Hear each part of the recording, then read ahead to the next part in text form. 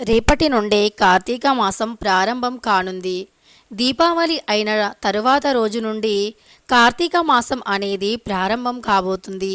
రేపు నవంబర్ 2వ తారీఖు 2024 శనివారం నుండి కార్తీక మాసం ప్రారంభం కాబోతుంది. కార్తీక మాసం అనేదే చాలా పవిత్రమైనటువంటిది. మన హిందూ ధర్మాల ప్రకారం ఒక్కొక్క మాసానికి ఒక్కొక్క ప్రత్యేకత ఉంటుంది. శ్రావణ మాసానికి అలానే ఆశ్వయుజ మాసానికి ఎంతటి ప్రత్యేకత ఉంటుందో ఈ కార్తీక మాసానికి కూడా అంతకు మించిన ప్రత్యేకతే ఉంటుంది. ఈ కార్తీక మాసంలో చేసే కొన్ని పనులు, వెలిగించే దీపం, అలానే స్నానం, దానం, జపానికి విపరీతమైన పుణ్యం కలుగుతుంది. ముఖ్యంగా ఈ మాసం యొక్క ప్రత్యేకత ఏమిటి అంటే దీపం. దీపాన్ని ఈ మాసంలో వెలిగించటం వల్ల ప్రత్యేకమైనటువంటి ఫలితం కలుగుతుంది.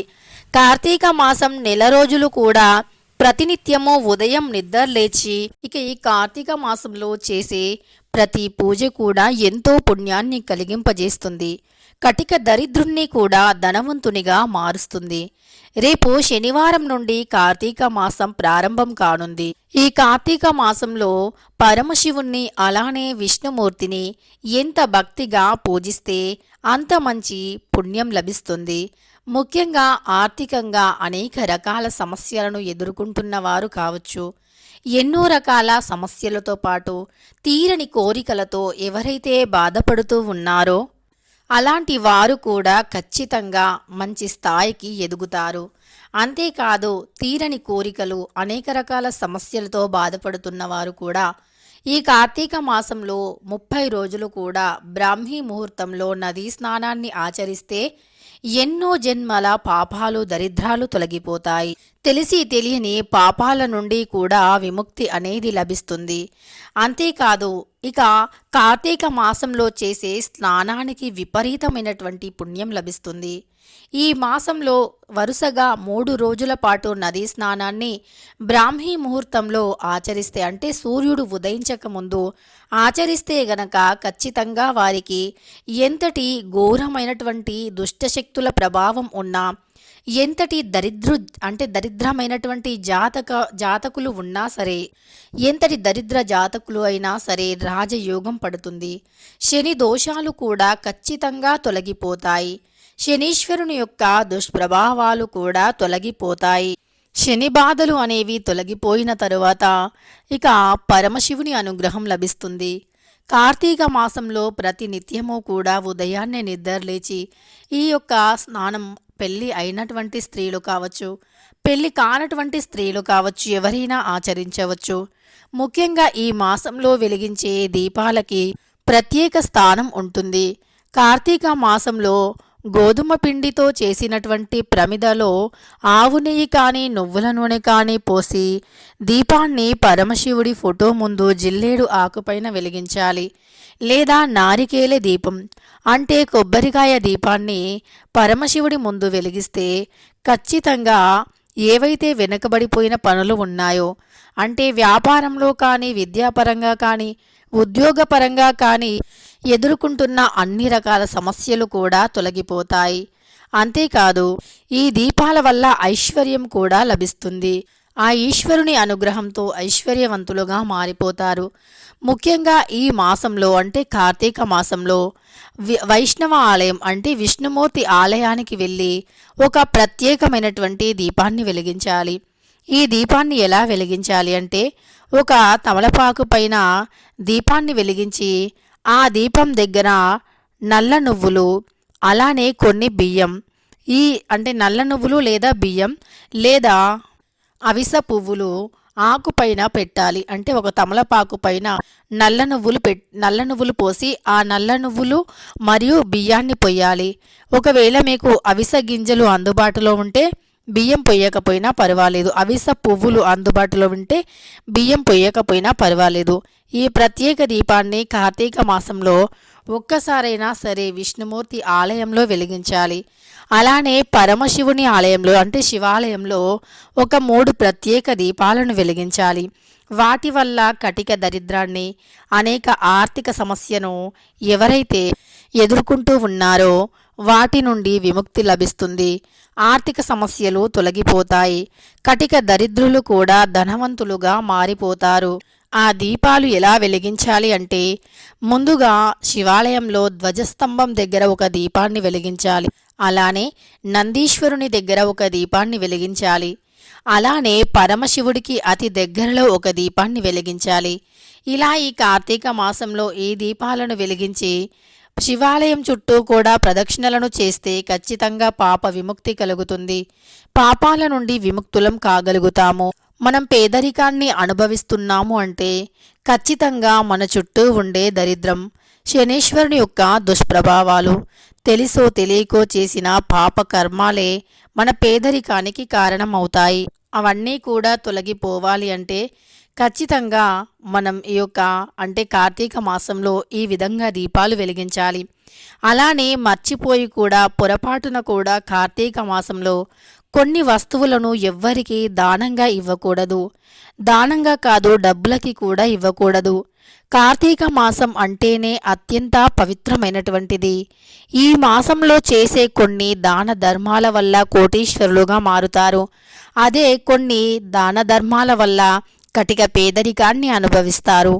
అయితే మరి వేటిని దానం చేయాలి, వేటిని దానంగా అప్పుగా కూడా ఇవ్వకూడదో ఇప్పుడు మనం ఈ వీడియోలో తెలుసుకుందాం. కార్తీక మాసంలో సాయంకాలం సమయంలో పొరపాటున కూడా ఎవరికి పాలు, పెరుగు, అలానే ఉప్పు, నూనె, చింతపండు, బెల్లం ఇవి ఎవరికీ కూడా దానంగా కానీ అప్పుగా కానీ ఇవ్వకూడదు. పొరపాటున కూడా వీటిని దానం చేసినా అప్పుగా ఇచ్చినా, ముఖ్యంగా సంధ్యా సమయంలో, ఆ సమయం అంటే లక్ష్మీదేవికి చాలా ఇష్టం.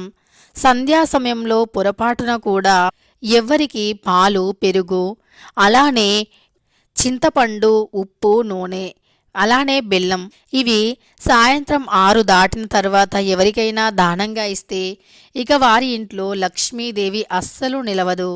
లక్ష్మీదేవి యొక్క దుష్ప్రభావాలు కలుగుతాయి. అంటే లక్ష్మీదేవి ఇంట్లో నిలవకపోతే జ్యేష్ఠాదేవి ఇంట్లోకి వస్తుంది. లక్ష్మీదేవికి ఆగ్రహం వస్తుంది. ఆగ్రహంతో అమ్మవారి ఇంట్లో నుండి వెళ్ళిపోతారు. కనుక పాలు, పెరుగు, ఉప్పు ఇవన్నీ కూడా లక్ష్మీప్రదమైనటువంటి వస్తువులు.